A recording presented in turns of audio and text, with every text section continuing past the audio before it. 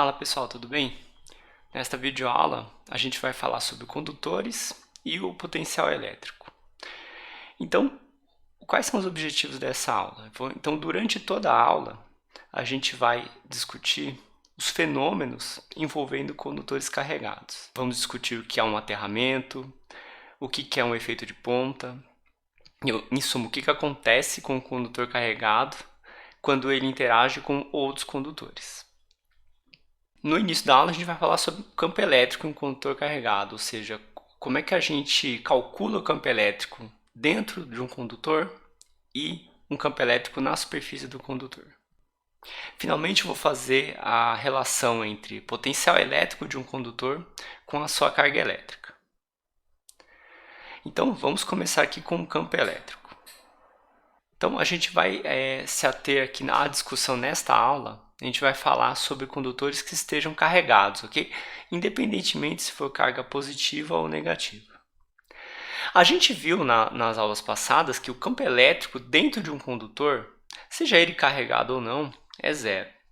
Isso tem a ver com o fato de que estamos falando sobre eletrostática, ou seja, a gente está numa situação em que não ocorre movimento de cargas. Então, esta situação aqui de campo elétrico igual a zero, no interior do condutor, ela é uma afirmação equivalente a dizer que estamos trabalhando com a eletrostática. Por quê? Bom, considere um condutor de uma forma arbitrária, okay? Digamos este condutor aqui. Ó. Suponhamos que a gente inclua elétrons aqui no condutor. Ele passa a ser carregado. Okay? Inicialmente haverá uma movimentação de elétrons aqui no caso, mas vai ter um momento em que os elétrons vão entrar em equilíbrio, né? Vai haver uma repulsão mútua entre todos esses elétrons, né? Afinal de contas são partículas com cargas de sinais iguais, e eventualmente o movimento desses elétrons vai cessar. Então a gente vai atingir a condição de eletrostática. Quando essa condição eletrostática for satisfeita, a gente sabe que o campo elétrico, por definição, né, força é igual a carga vezes o campo elétrico. Se eu tenho condição eletrostática, eu não tenho aceleração aqui das minhas partículas, das minhas cargas dentro do material. Se eu não tenho aceleração, eu não tenho a força aplicada na carga. E eu vou atingir finalmente a condição eletrostática quando o campo elétrico aqui for nulo. Okay? Então, E é igual a zero dentro do condutor. Seguindo essa mesma linha de raciocínio, né, de que cargas equivalentes, cargas de mesmo sinal, se repelem, a gente já pensa naturalmente que toda carga que estiver no material, ela vai se localizar na superfície. Porque elas tendem a se repelir o máximo possível umas das outras. Elas só não podem escapar do material porque elas não têm força suficiente para escapar da atração dos núcleos do material. Então, na condição eletrostática, eu vou ter então o campo elétrico dentro do condutor igual a zero e as cargas se concentrando na superfície. Existe uma outra maneira de mostrar que as cargas estão localizadas na superfície de um condutor. Essa maneira é utilizando a lei de Gauss. Então, pegando aqui a lei de Gauss, eu vou movimentar essa figura aqui. Vamos supor que eu vou aplicar a lei de Gauss em uma região aqui dentro do condutor. Vou pegar uma superfície gaussiana de forma arbitrária, tá? Uma superfície fechada, desta maneira, por exemplo.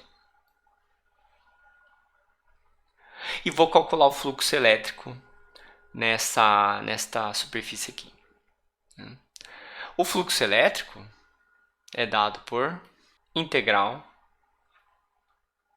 de E escalar dA. Lembrando que essa aqui eu quero calcular o fluxo elétrico de uma superfície fechada para aplicar a lei de Gauss, então tem um símbolo aqui de fechado. Mas vocês notem que, independentemente da forma dessa superfície fechada, este fluxo aqui de E escalar dA, a gente sabe calcular, né? A gente sabe que o campo elétrico dentro do condutor é zero. Então, se eu tenho uma integral com integrando nulo, esse fluxo aqui, passando por qualquer superfície no interior do material, vai ser igual a zero. O fluxo é zero. E a gente sabe que pela lei de Gauss que fluxo passando por uma superfície fechada é igual a carga interna sobre ε0. Né? Então a gente conclui daqui que nesta região aqui dentro dessa superfície rosa aqui, eu não tenho carga interna. Nessa superfície rosa. Mas a gente pode fazer essa superfície rosa ser o maior possível. Né? Por exemplo, a gente pode pegar uma superfície rosa mais próxima possível aqui desta superfície verde, não é mesmo? Podemos pegar uma superfície gaussiana, ó, margeando aqui, ó, o mais próximo possível da superfície do condutor. Independentemente de quão longe que eu pegue essa superfície aqui, rosa, eu ainda vou ter o fluxo igual a zero e ainda vou ter a carga interna, a superfície igual a zero. Bom, isso nos leva a apenas uma conclusão. Né? Se as cargas do condutor não estão no interior do condutor, elas só podem estar, né, localizadas na superfície do condutor. Então, utilizando a lei de Gauss, a gente mostra que, para um condutor carregado, as cargas estão residindo na superfície. Isso vale tanto para a carga positiva quanto negativa.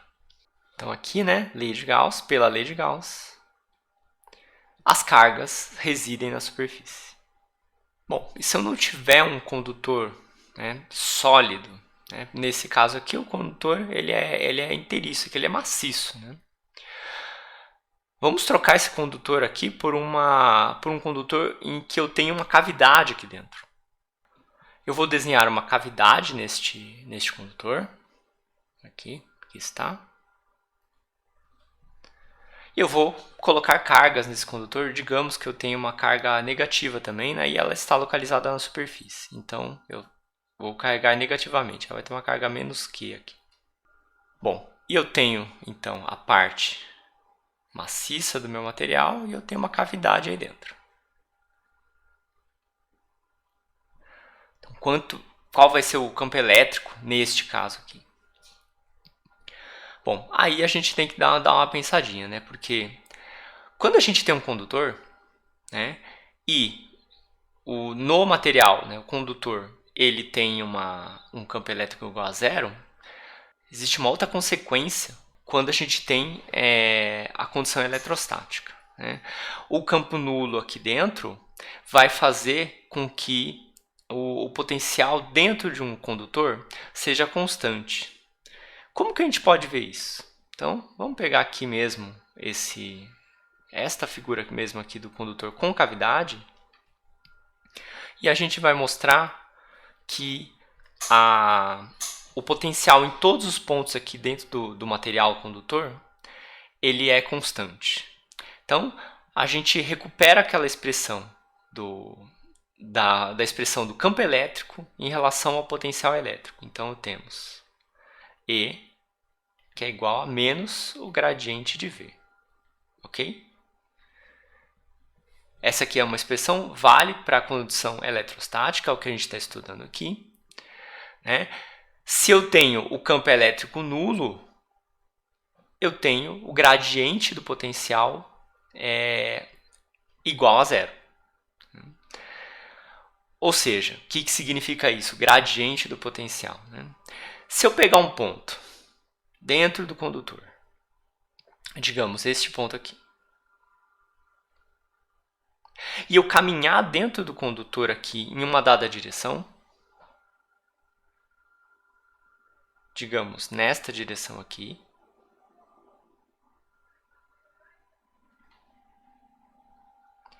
eu tenho que, ao longo desta direção aqui, eu vou ter um gradiente de potencial.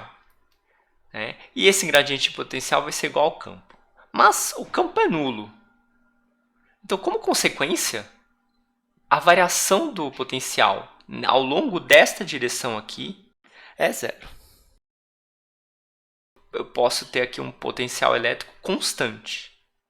Né? Vamos colocar aqui, por exemplo, digamos que essa direção seja a direção y. Então, eu tenho, por essa definição do gradiente, eu tenho o seguinte.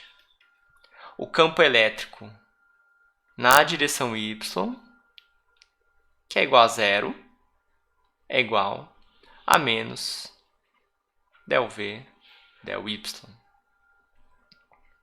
Okay? A variação do potencial elétrico na direção y é igual ao campo elétrico. Né? Como o campo elétrico é zero, se eu fizer a integração dessa equação aqui, eu tenho que V é uma constante. Notem que isso vale para qualquer direção que eu tomo, porque em todas as direções o campo elétrico é nulo. Né? Se eu pegar na direção X, direção Z, qualquer uma das direções o campo elétrico é nulo dentro do condutor, pelas razões já ditas. Né? Estamos na condição eletrostática.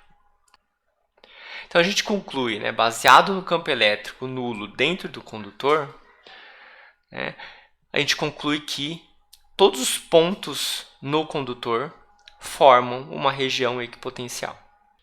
Ok? Bom, então, em qualquer ponto aqui deste material, eu tenho o mesmo valor do potencial elétrico. Agora vem a pergunta, né? Quanto que vale o campo elétrico aqui dentro de uma cavidade no condutor? Essa cavidade aqui não pertence ao condutor. É uma região de espaço. Ok? Não tem material aqui. Então, como que a gente faz para calcular o campo elétrico dentro dessa cavidade aqui? Então, a gente vai lançar mão de uma outra expressão que relaciona o campo elétrico com o potencial, que é esta aqui. Ó. A gente tem que a diferença de potencial é igual à integral de menos o campo elétrico escalar ds. Onde ds é o caminho que eu vou realizar essa integral de linha. Então, eu posso pegar dois pontos, né? Posso determinar a diferença de potencial aqui. Vou colocar um ΔV aqui. ΔV. De um ponto A até o ponto B. E aqui, também os limites de integração vão ser os dois pontos aí que eu quero de interesse A e B. Dois pontos dentro do condutor, ok? Bom, então vamos escolher dois pontos aqui dentro do condutor. Eu vou escolher este ponto aqui, ó. Vou escolher este ponto, ponto A, e vou escolher este ponto aqui, o ponto B. Bom, quanto vale a diferença de potencial entre esses dois pontos? Ora, se estamos no condutor, a diferença de potencial vai ser zero, porque o potencial no ponto A é igual ao potencial no ponto B. Estamos numa equipotencial aqui. Então, para um condutor, esta integral de linha aqui vai ter que dar zero. Porque ΔV de A até B é zero, independente do ponto que eu escolho aqui. Tá? Esses dois pontos aqui são arbitrários e eles têm que estar dentro do material. Pois bem, isso sendo verdade, essa integral aqui de linha que eu tenho que realizar de A até B, ela deve ser verdade para qualquer caminho que eu escolha. Né? Ou seja, se eu pegar um caminho como este aqui, passando pelo condutor, ou passando pelo meio dessa cavidade aqui do condutor, ela vai ter que ser nula também. Tá? Isso não vai depender do caminho que eu tomar.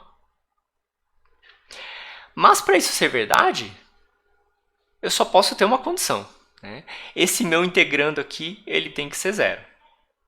Para qualquer curva que eu desenhar aqui ligando os pontos A e B. Tá? Então a gente sabe que no condutor ele é zero mesmo, o campo elétrico. E a gente descobriu que para pontos dentro da cavidade existente dentro de um condutor, o campo elétrico também deve ser igual a zero.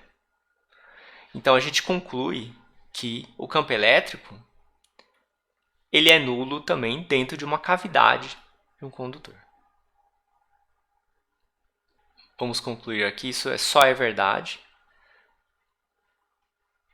se E for igual a zero em toda a região. Então esse fato de que o campo elétrico é zero também dentro de uma cavidade no material condutor explica o fenômeno da gaiola de Faraday, que vamos colocar aqui, né? Qual que seria uma aplicação interessante dessa gaiola de Faraday? Né? Se você tiver algum componente eletrônico aqui sensível a algum campo elétrico dentro do seu circuito, você pode isolar ele, você pode colocar uma proteção metálica em volta dele, de modo que o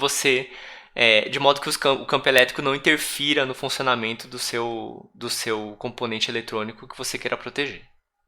Então, esta é a ideia da gaiola de Faraday, né? Formar uma barreira, né? Formar uma blindagem em uma determinada região do espaço. Ok? Onde que haverá campo elétrico não nulo em um condutor carregado? Bom, vamos desenhar aqui novamente um condutor. Também não importa muito a forma. A gente sabe que as cargas estão localizadas na superfície, tá? Então eu vou ter aqui uma distribuição de cargas, ok?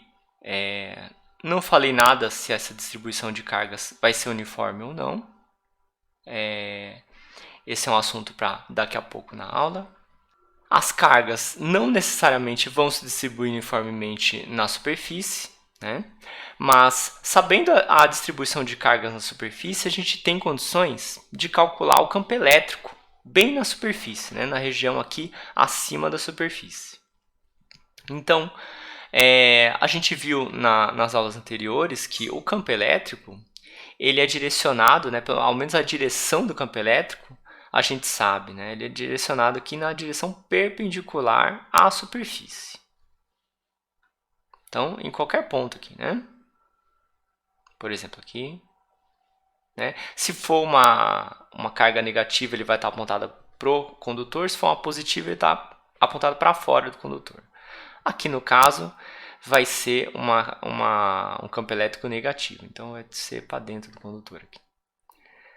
Aqui eu tenho aqui mais uma superfície aqui. Vou colocar o campo elétrico na superfície negativo. Aqui para dentro do condutor. Então, se a gente souber a densidade de cargas, densidade superficial de cargas na superfície do material, a gente tem como obter o campo elétrico nesta região, né, próxima à superfície, utilizando a lei de Gauss.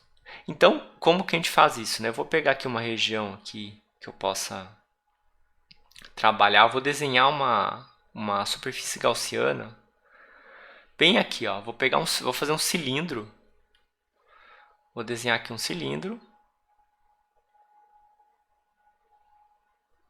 Né? E esse cilindro vai atravessar essa superfície aqui com o material condutor carregado.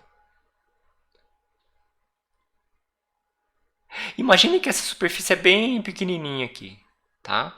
De modo que essa superfície torne-se plana, ok?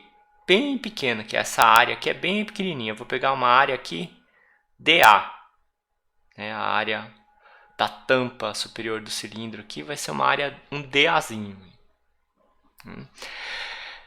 Bom, a gente pode aplicar a lei de Gauss nessa superfície gaussiana, né? A gente sabe que o campo elétrico ele é perpendicular a essa superfície, então eu vou ter, pela lei de Gauss, eu tenho aqui a integral do fluxo numa superfície fechada é igual a carga interna a essa superfície dividido por ε0. Eu tenho a integral, nesse cilindro eu tenho a integral da tampa superior mais a integral da tampa inferior mais a integral da lateral do cilindro. Na tampa superior, o fluxo elétrico vai ser igual a integral de EdA. E vai ser paralelo à direção da área dA. Então, eu tenho simplesmente, né, a multiplicação entre o campo elétrico, né, vezes a áreazinha dA aqui. Eu vou colocar essa área dA como sendo um ΔA aqui, acho que é melhor. Aqui, ΔA. Bem pequeno. Então, na tampa superior, eu tenho simplesmente E vezes ΔA. Né? E é paralelo a essa superfície ΔA. E para a tampa inferior, eu não tenho campo elétrico, né, na região dentro do condutor. Então, essa integral do fluxo aqui vai dar zero. Na superfície lateral, se eu tiver algum campo próximo aqui à superfície, ele vai ser perpendicular a essa superfície lateral aqui, né? Eu tenho o campo elétrico paralelo à tampa de cima, a superfície está ortogonal à tampa de cima, então o campo elétrico vai estar na direção perpendicular à superfície lateral do cilindro. Então, esse fluxo também vai dar zero. Então, o fluxo total aqui vai dar E vezes ΔA, um ΔA bem pequenininho, né? Lembrando, né? Para a gente levar em consideração a curvatura aqui dessa superfície, né? Nem sempre ela é plana, né? Então, se eu pegar uma área bem pequenininha, eu posso pegar tão pequena quanto eu queira, né? A ponto dessa superfície ser considerada plana. Bom, e aí, por outro lado, eu tenho a carga interna desta superfície aqui. A carga interna da superfície vai ser simplesmente Qint, carga interna sobre ε0. Ou seja, o campo elétrico, o módulo do campo elétrico na superfície vai ser igual a carga interna sobre ΔA ε0. Mas carga interna, né, a carga neste pedaço aqui de condutor aqui. Vamos fazer o desenho aqui do pedaço de condutor aqui que eu peguei. Esse pedacinho de condutor aqui. Dividido pela própria área desse pedaço, dá a densidade superficial de carga. Então, aqui eu tenho sigma interno sobre ε0. Então, se eu souber a densidade superficial de carga em um condutor, eu tenho como saber o campo elétrico neste ponto.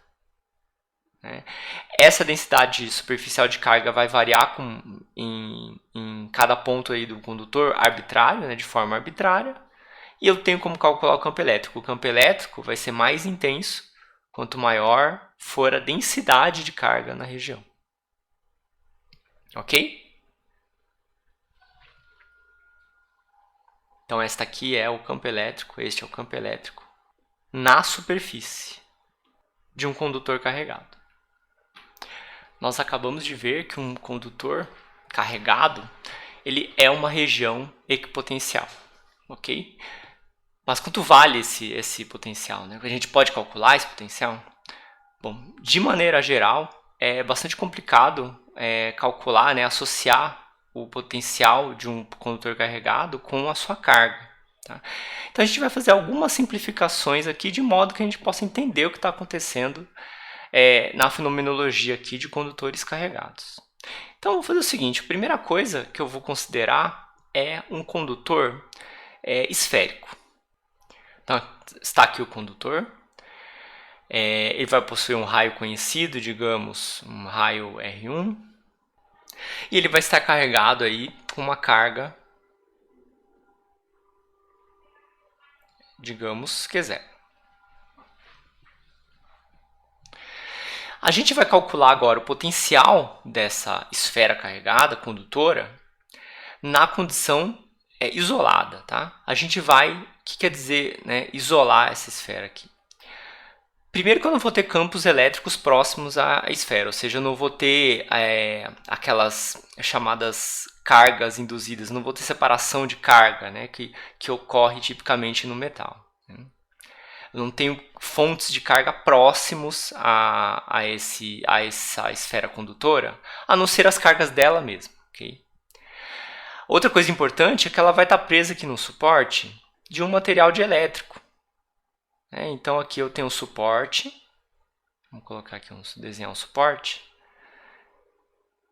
Ela não vai ter contato elétrico com qualquer outro condutor. Ok? Então nessas condições, por exemplo, eu posso calcular o potencial dela baseado na sua carga. O potencial vai ter o mesmo valor em toda a região aqui do condutor. E eu vou ter também um potencial elétrico aqui no espaço também. Tá? A gente vai ver os dois casos.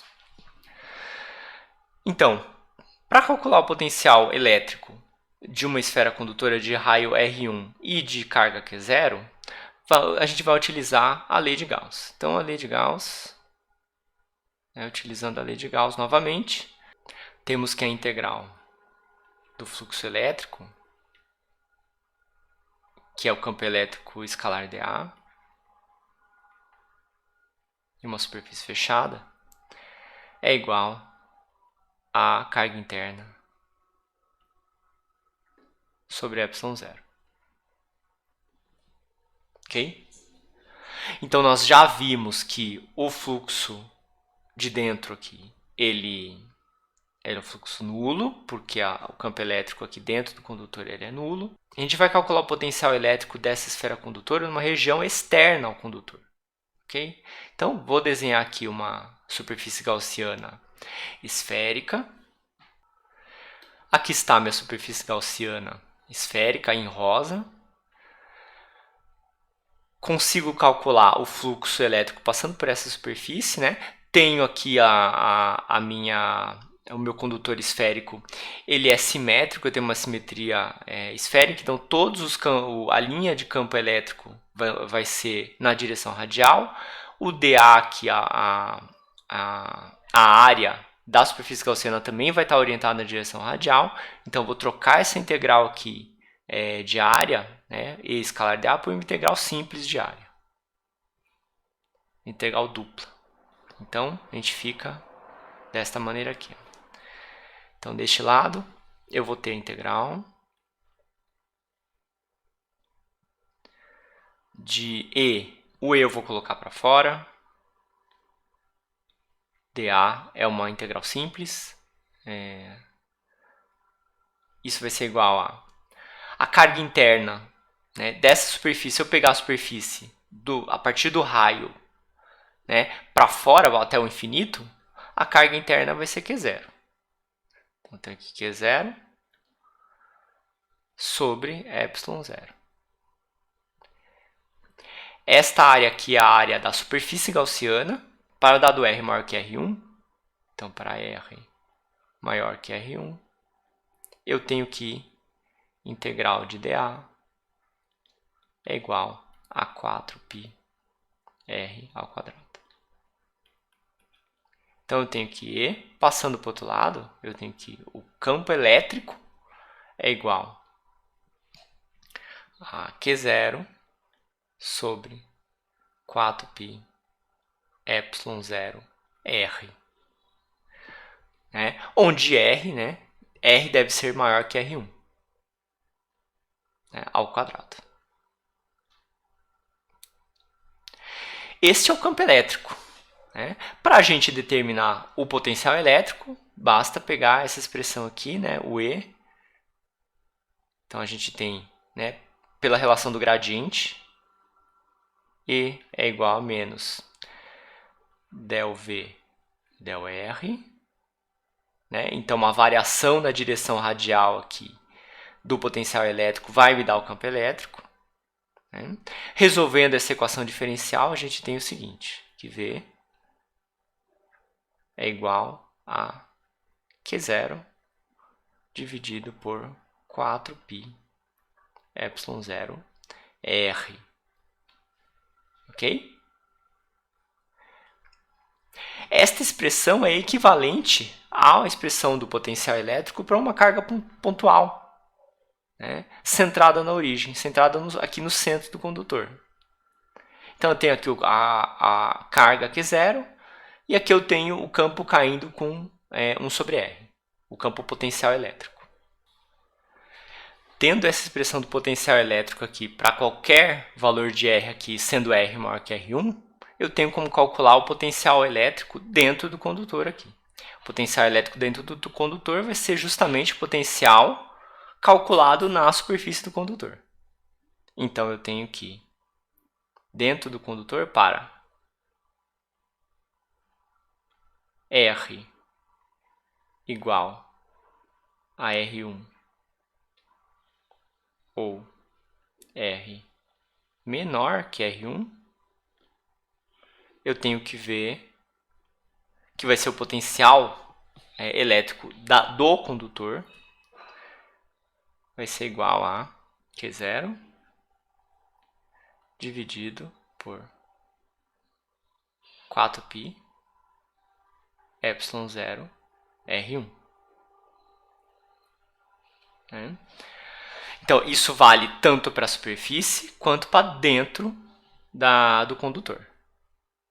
Notem que esse potencial aqui ele foi calculado levando em consideração que o potencial para uma distância muito grande vale 0.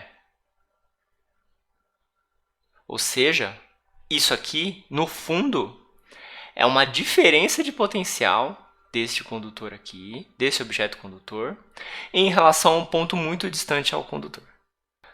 Como que fica a distribuição de cargas nesse condutor carregado, nessa situação? Bom, aqui a gente tem, a gente levou em consideração que a carga ela vai ter uma distribuição simétrica, que é uma distribuição que não vai depender do ângulo que eu veja aqui a minha esfera, a carga vai estar distribuída uniformemente, né? Caso não seja distribuída uniformemente, eu não vou ter as minhas operações de simetria, né, devido a esta distribuição de cargas, né? Eu só posso utilizar a lei de Gauss aqui se a distribuição de carga for esfericamente simétrica. Então, vamos verificar qual que é a densidade de cargas aqui nessa situação. Então, a gente sabe que toda a carga do condutor, desse condutor esférico, está localizada na superfície. Então, a densidade de cargas na superfície vai ser igual a Q0 dividido pela área da superfície. A área de uma superfície esférica. Isso aqui vai dar igual a Q0 sobre 4π R1 ao quadrado. Então, notem, né, aqui a relação entre E e sigma, a gente recupera aquela relação que a gente viu anteriormente, que o campo elétrico na superfície do condutor esférico, na superfície de qualquer condutor, né, é igual a densidade de carga superficial sobre ε0. Então, verifiquem em casa, né? Dá certinho, aqui é só substituir o sigma, que esse sigma, né? E substituir o sigma, divide por ε0, você vai obter certinho aqui o campo elétrico calculado bem na superfície aqui do condutor esférico. Bom, afinal de contas, o que significa ter um condutor com um potencial, né? O condutor está com um potencial de, digamos, né, um potencial V0. Né? O que significa isso? Né? Quando o condutor ele está com um potencial positivo, significa que ele está carregado positivamente, né? Basta ver essa expressão aqui. Ok? Então, se Q0 aqui for positivo, eu tenho um potencial aqui neste condutor esférico positivo. Tá? Então, para eu carregar esse condutor, eu precisei, né, realizar trabalho. Então, eu acumulei cargas de mesmo sinal dentro de uma região do espaço. E essas cargas não tem como escapar. Então, essa situação aqui é uma situação energeticamente desfavorável. Se por um acaso essas cargas tiverem a possibilidade de sair desse condutor, elas vão querer sair. Então, uma maneira de a gente fazer com que esse condutor seja descarregado, né, totalmente ou parcialmente, é ligando outro condutor a ele. Né, um outro condutor, por exemplo, sem cargas. Então, vamos fazer exatamente esse exercício, que é de pegar um condutor carregado, vou pegar um condutor esférico carregado, o mesmo condutor de raio R1, então tem a mesma condição aqui, né? Raio R1 e carga Q0. Esse condutor agora vai deixar de ser isolado e ele vai ser conectado, né, através de um fio metálico para um outro condutor esférico, bem distante deste condutor. E pronto, né? Inicialmente eu tenho o condutor isolado, carregado com carga Q0 e com raio R1. E eu ligo este condutor, né? Ou seja, ele vai deixar de estar isolado. Vou ligar esse condutor a uma esfera condutora de raio R2, digamos. Né? Inicialmente sem carga. E eu faço essa ligação entre esses dois condutores. O que vai acontecer com as cargas? A carga, será que a carga vai ficar somente nessa esfera aqui, de raio R1? Ou a carga vai para a esfera de raio R2? Ou vai toda para a esfera de raio R2? Como é que vai ficar a distribuição de cargas aqui entre esses dois condutores? Então, antes de partirmos para as contas, né, para saber como que fica a distribuição de cargas entre esses dois condutores metálicos aqui, ligados por um fio metálico, a gente precisa ter um entendimento antes, né, de maneira intuitiva. Então, o que acontece com uma carga positiva quando eu tenho um potencial? Digamos, vamos pegar aqui um potencial que seja de uma carga de uma carga pontual, ok? Vou pegar uma carga pontual aqui, positiva, por exemplo, né? O que acontece com uma outra carga de prova aqui, positiva, próximo a essa carga pontual aqui mais? Essa seria a carga de prova. E aqui a carga fonte. Bom, a carga fonte, essa carga fonte pontiforme, ela vai ter um potencial elétrico que vai decrescer com a distância, né? Ou seja, o potencial cresce à medida que você se aproxima da carga positiva. Então, aqui tem a direção de potencial crescente. Então, se uma carga de prova for colocada em uma região aqui próxima à carga fonte, qual que vai ser o caminho que a carga de prova vai sofrer? Qual que vai ser o movimento dessa carga de prova quando eu soltar essa carga de prova aqui no potencial dessa carga fonte também positiva? Bom, a carga de prova ela vai tender a se repelir da carga fonte, né? Então ela vai procurar um potencial menor, um potencial elétrico menor. Ela vai querer ir para uma região de potencial elétrico menor, né? Isso para uma carga positiva, ok? Vamos pegar agora uma carga de prova negativa. Para a carga de prova negativa, acontece justamente o contrário, né? Se eu ponho essa carga de prova negativa aqui próxima à carga fonte positiva, né? Espontaneamente a carga de prova vai querer se aproximar da carga positiva. Então, a carga de prova negativa, qualquer carga de prova negativa vai querer ir para regiões onde o potencial elétrico é maior. Então é o contrário que acontece com a carga positiva. A carga positiva vai para regiões onde o potencial elétrico é menor. A carga de prova negativa tende a ir para regiões onde o potencial elétrico é maior. Ok? Então, neste caso aqui do condutor carregado positivamente, vamos dizer que está com falta de elétrons aqui. Tá? Está carregado positivamente. As cargas positivas vão procurar regiões onde o potencial é menor. Então aqui, este condutor inicialmente está com potencial zero, estava isolado, ele foi ligado, né, por um fio metálico. E aí a gente espera que as cargas positivas aqui deste condutor grande vá para o condutor pequeno. Quando que esse movimento cessa? Quando eu tenho uma condição de equilíbrio eletrostático. Uma hora vai cessar. Essa transferência de cargas do condutor maior para o condutor menor vai parar em algum momento. Tá? E qual que é a condição eletrostática que a gente tem em termos do potencial? Então, é justamente quando o potencial for igual, nesse sistema aqui, eu tiver uma equipotencial aqui desse sistema de condutores, o movimento de cargas vai parar. Então, pensando em termos das cargas, né? Pensando em termos do movimento dos elétrons, por exemplo, o que está acontecendo aqui? Então, gostaria que vocês pausassem o vídeo e tentassem entender como que fica a movimentação dos elétrons. De onde vêm os elétrons?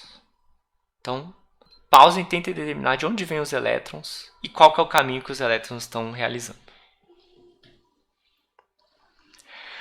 Bom, aqui, né, a gente está supondo que essa esfera condutora de raio R1 ela está carregada positivamente, ou seja, carregado positivamente significa que está com falta de elétrons aqui. Né? Aqui eu tenho o número de elétrons e de prótons iguais. Tá? Eu tenho a carga inicial, o condutor inicialmente está neutro. Então o que acontece é que os elétrons deste condutor de raio R2 vão procurar o potencial, né, a região do espaço onde o potencial é maior. Então, vai haver uma transferência de elétrons. Eu vou até desenhar aqui, né, o caminho. Né? Vai ter um movimento de elétrons da esfera condutora de raio R2, né, os elétrons, para o condutor de raio R1. Ok? Então, eu vou ter a migração de alguns elétrons aqui para a esfera condutora de raio R1. A esfera condutora vai ficar com uma carga, né, positiva menor e a esfera de raio R2 também vai ficar com uma carga positiva menor, né? Tipo, eu estou tendo falta de elétrons aqui e falta de elétrons aqui também. Qual que é a carga total do sistema? A carga total do sistema deve ser carga Q0 positiva ainda. Tá? Não existiu nenhuma... As cargas não somem da região, né? Elas não existe isso, né? As cargas devem estar aqui no sistema aqui desses dois condutores, está em algum lugar. Né? O que vai acontecer é que vai haver uma redistribuição de cargas entre os dois condutores. E essa redistribuição de carga entre os dois condutores vai depender justamente do raio dessas duas esferas aqui. Ok? Então agora a gente está em posição de fazer o cálculo. Agora que a gente entendeu, né, intuitivamente o que está acontecendo, né, como que é realizada essa distribuição de cargas, né, só repetir para fixar bem. Né, a gente pode pensar em termos de cargas positivas da esfera condutora de raio R1 para uma região de potencial menor, potencial zero aqui inicialmente. Ou a gente pode pensar que os elétrons desta esfera aqui de raio R2 estão indo para um potencial maior V0 aqui dessa esfera condutora aqui que tem um potencial maior inicialmente. No final das contas, esses dois condutores aqui, por eles estarem unidos por um fio elétrico, um fio condutor também, na condição eletrostática, o potencial vai ser o mesmo para as duas esferas condutoras. Então, para a gente atingir a condição eletrostática, a gente tem que ter a seguinte condição. O potencial na esfera 1, eu vou chamar essa esfera de esfera 1 e vou chamar a esfera de raio R2 de esfera 2. Então, o potencial na esfera 1 deve ser igual ao potencial na esfera 2. Se a gente calcular o potencial na esfera 1, ela vai estar relacionada com a carga na esfera 1. Okay? Então, vai ser V1 é igual a carga 1, a nova carga que ele vai obter, ele vai adquirir depois que o sistema entrar em equilíbrio eletrostático, dividido por 4 π ε0 R1. Mas esse potencial vai ser justamente o mesmo potencial da esfera de raio 2. Então, calculando aqui para a esfera de raio 2, vamos colocar aqui embaixo até para ficar mais claro, né? V2 vai ser igual a Q2, a carga que vai ficar, né? A carga líquida que vai ficar na esfera Q2, dividido por 4π ε0 R2. Então, eu tenho condição eletrostática, V1 é igual a V2, então eu tenho Q1 sobre 4π ε0 R1 é igual a Q2 dividido por 4π ε0 R2. Aí a gente obtém, né, a relação das cargas que vai ficar em cada uma das esferas. Ou seja, a carga na esfera 1 vai ser igual a carga na esfera 2 vezes R1 dividido por R2. Então, notem a partir dessa expressão que eu vou ter, se R1 for maior que R2, eu tenho mais cargas na esfera 1 do que na esfera 2. Relacionando essas cargas aqui individuais aqui com a carga total do meu sistema que eu tinha inicialmente, a carga total aqui seria a carga Q0, eu tenho o seguinte. Então, Q0, por conservação de carga, eu tenho o seguinte. Q0 é igual a Q1 mais Q2. Então, colocando tudo em termos da carga Q2, eu tenho o seguinte. Q2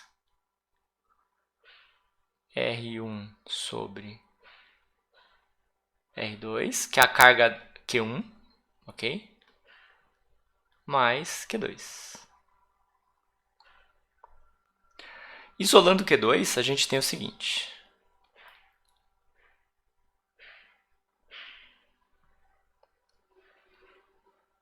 R1 mais R2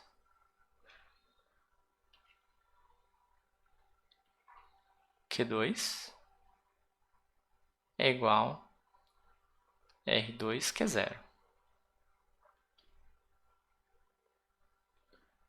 Ou seja, a carga na esfera 2, depois que atinge o equilíbrio eletrostático, vai ficar igual a R2 sobre R1 mais R2 vezes Q0. E, fazendo uma conta aí de cabeça, a gente tem que Q1 vai ficar com o resto aí das cargas, né? Vai ser R1 sobre R1 mais R2 Q0. Então, notem como que as cargas são redistribuídas aí dentro desses dois condutores de raios diferentes.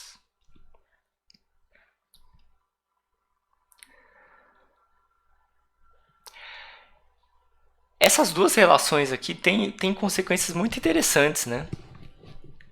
Por exemplo,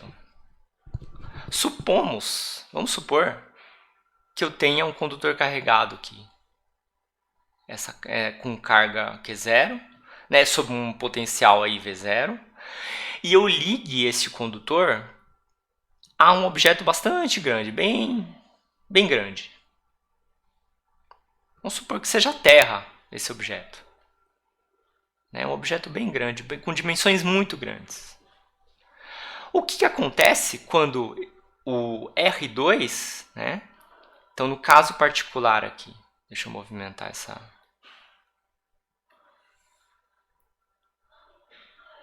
Então, no caso extremo em que R2 é muito grande, muito maior que R1, ou seja, estou tratando de um condutor muito mais massivo e muito maior, ocupando muito mais espaço que o condutor que eu tinha originalmente, a gente tem o seguinte, que a carga no condutor 1 vai ser aproximadamente 0. Ok? Substituo aqui o R2 aqui muito maior que R1. Isso aqui fica desprezível. E eu tenho a carga no condutor inicialmente sob potencial V0. Se eu ligo ele a um objeto muito massivo, por exemplo, digamos a Terra, a carga dele, depois que atingir o equilíbrio eletrostático, vai ser próximo de zero, aproximadamente zero. Isso, gente, é o significado de aterrar um condutor. Isso aqui é o aterramento. Então, quando a gente diz que a gente pega um condutor e a gente está aterrando esse condutor, significa o seguinte, significa que eu vou ligar esse condutor a um reservatório imenso de cargas positivas, cargas negativas, positivas. Quando ele for ligado a esse reservatório de cargas, todas as cargas que ele possuir vai ser de quantidade desprezível próximo, né, em relação a esse objeto com um reservatório grande de cargas. Então, o que vai acontecer é que essas cargas aí, seja carga em excesso ou carga positiva ou carga negativa, elas vão para esta região do espaço onde tem uma disponibilidade de cargas muito grandes. Então a gente conclui que aterrar um condutor significa colocá-lo em um potencial zero. Né? O objeto, a Terra, ele está sob um potencial zero. Né? A Terra está sempre neutra, né? Ela tem sempre as suas cargas equilibradas. Né? Ela está sob um potencial elétrico zero.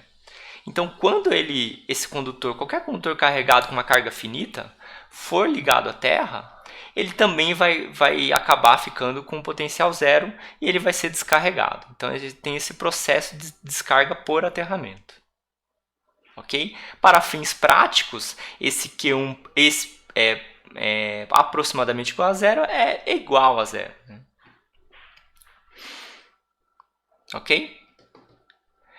Vamos analisar agora o que acontece com a densidade de cargas em cada um dos condutores. Não falamos das cargas em cada um dos condutores, mas não falamos sobre a densidade de cargas. Então, na densidade de cargas, eu repetir aqui a expressão aqui para carga em cada uma das esferas. Então, a densidade de cargas, né, sigma 1, por exemplo, vai ser a carga do condutor 1 dividido pela área do condutor 1. Isso vai ficar Q1. Vou substituir o Q1 aqui, né? Vai ficar R1 sobre R1 mais R2, que é 0.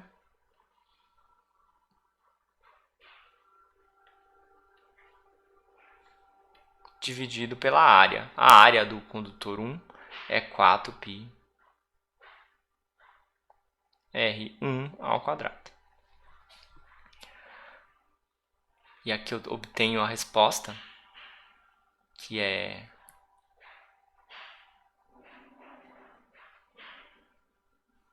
Q0 sobre R1 mais R2 vezes 1 sobre R1.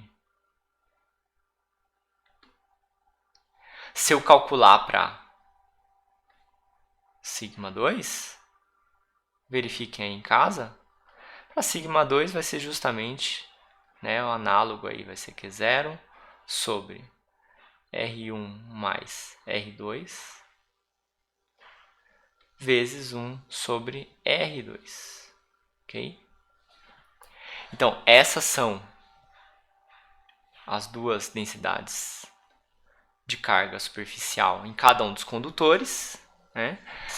E a gente vê outro resultado interessante, que é que, na verdade, a densidade de cargas na esfera condutora, se R2 for menor que R1, a esfera condutora com raio menor vai ter mais densidade de cargas. Se eu tenho mais densidade de cargas, significa que o meu campo elétrico na superfície aqui da esfera condutora R2 vai ser maior que o campo elétrico na superfície da esfera R1. Né? Por quê? Porque o campo elétrico é igual a sigma sobre epsilon zero. E se eu tenho uma densidade superficial de cargas maior no condutor 2, eu tenho um campo elétrico mais intenso no condutor 2. Então, para o caso, né, muito importante isso, né, para R2 menor que R1, eu tenho isso aqui. Eu tenho que o campo elétrico na superfície do condutor 2 é maior que no condutor 1. Isso aqui, pessoal, explica o fenômeno do efeito das pontas. Por quê?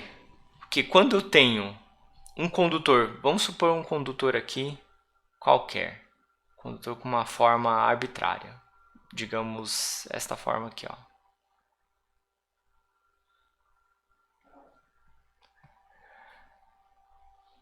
Como a densidade superficial de cargas é maior para esta esfera aqui, ó, para essa esfera com raio de curvatura menor, a gente espera que num condutor de forma arbitrária, as cargas vão estar concentradas, vamos supor que seja carregado positivamente, né? A densidade superficial de cargas é maior quando eu tenho uma curvatura menor. Elas estão mais concentradas nas pontas do que em regiões abertas, né? Regiões menos com raio de curvatura menor.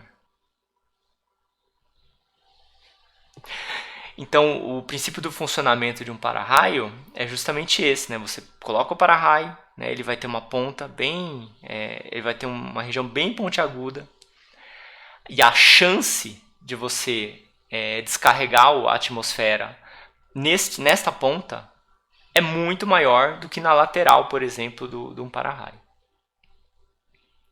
Tá? Então você aumenta a chance de ter uma descarga elétrica aqui nessa região, porque o campo elétrico aqui é mais intenso do que o campo elétrico em uma região lateral, por exemplo. Né? Eu tenho isso aqui, ó. Tenho o campo elétrico aqui, vai ser mais intenso, vai ser perpendicular, vai ser mais intenso aqui. E menos intenso aqui, por exemplo. Né? Por causa da existência dessas pontas aí.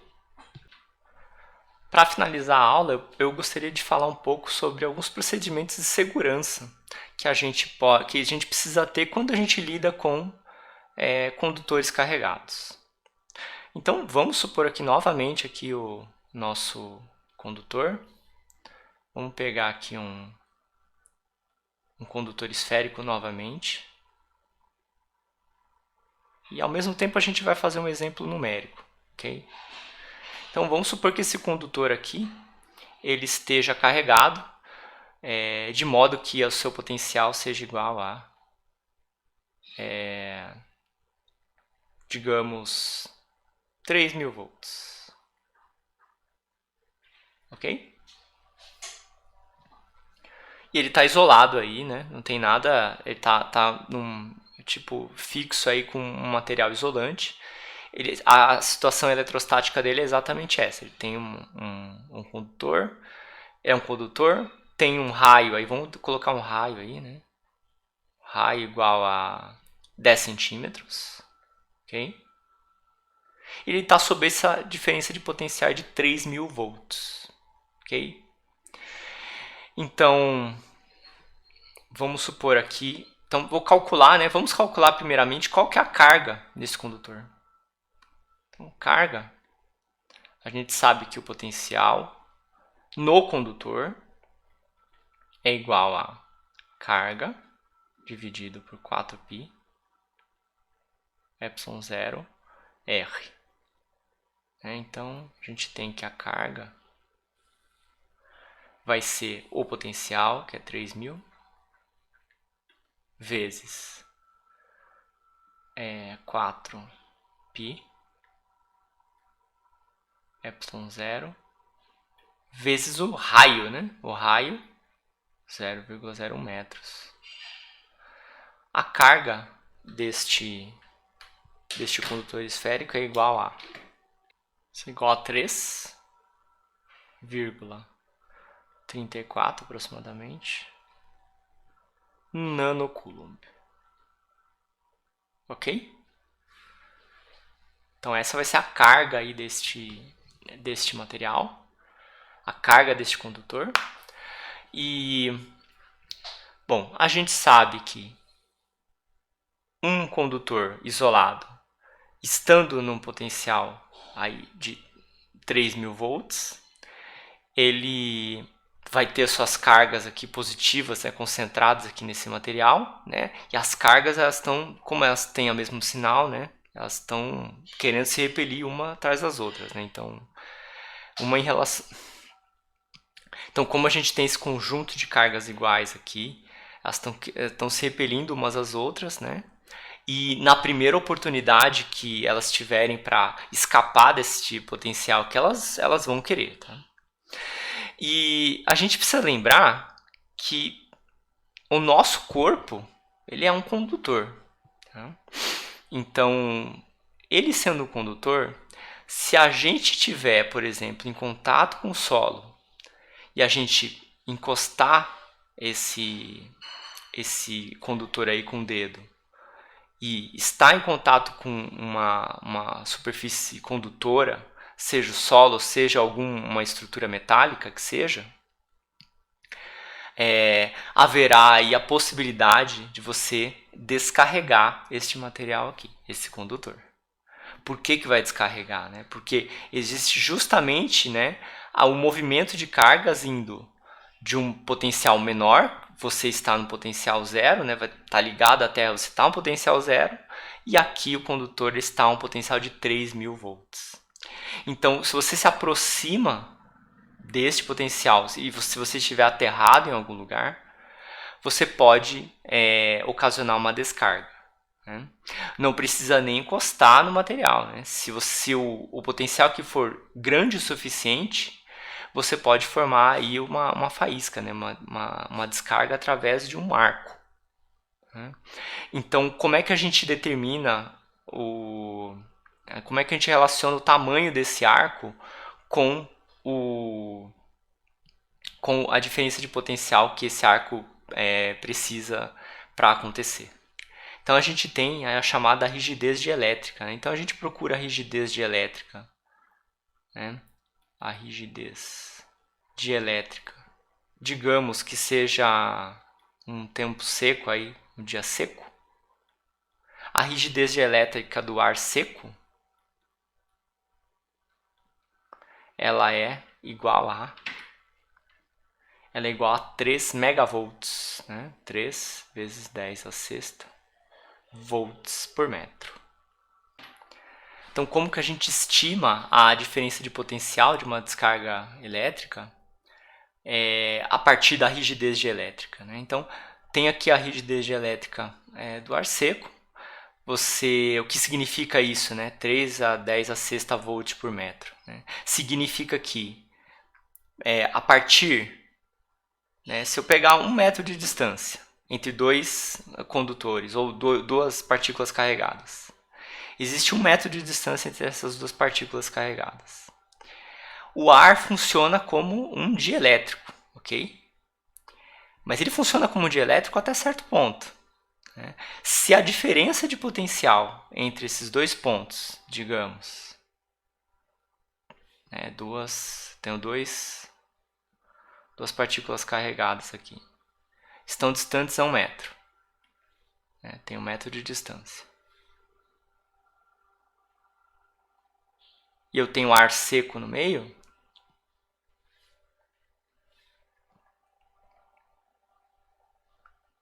o ar vai funcionar como um isolante até que a diferença de potencial desses dois objetos atinja 3 megavolts. Então, aqui no caso da distância de 1 metro, eu tenho um limite para ter uma diferença de potencial, né, antes de haver uma descarga elétrica.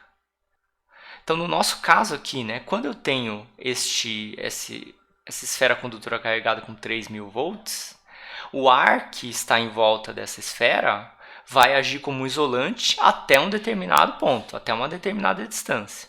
Então, qual que deve ser a distância mínima que eu tenho que me aproximar neste condutor carregado aqui, de modo a não acontecer uma descarga elétrica? Então, aqui eu tenho que a voltagem, diferença de potencial, vai ser igual a rigidez dielétrica do ar seco, 3 vezes 10 a sexta, que é volt por metro, né, multiplicado pela distância mínima antes de ocorrer, né, a descarga. Então, ou seja, para distâncias menores que isso, vai ocorrer descarga. Para distâncias maiores, o ar funciona como um dielétrico, funciona como um isolante. Então, aqui, isolando a distância de segurança, para eu não descarregar essa esfera carregada, eu tenho 3.000, que é a diferença de potencial entre a esfera carregada e o meu dedo, por exemplo, dividido por 3 10 a sexta. E isso vai dar 0,001 metros, ou seja, 1 milímetro.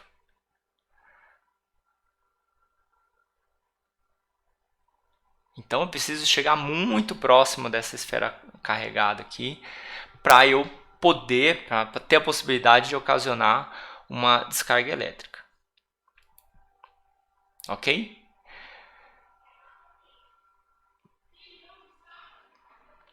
Quando ocorre a descarga elétrica, eu já não tenho a função, né? O meu dielétrico, que no caso aqui é o ar seco, ele não tem mais a função de isolar eletricamente uma corrente.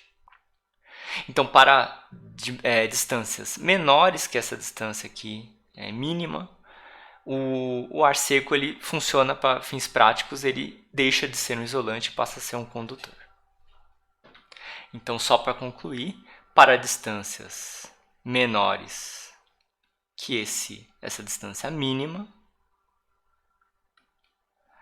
eu tenho um arco, também chamado de descarga elétrica. Ok? Pessoal, essa aula termina por aqui. Espero que vocês tenham aproveitado. Muito obrigado e até a próxima.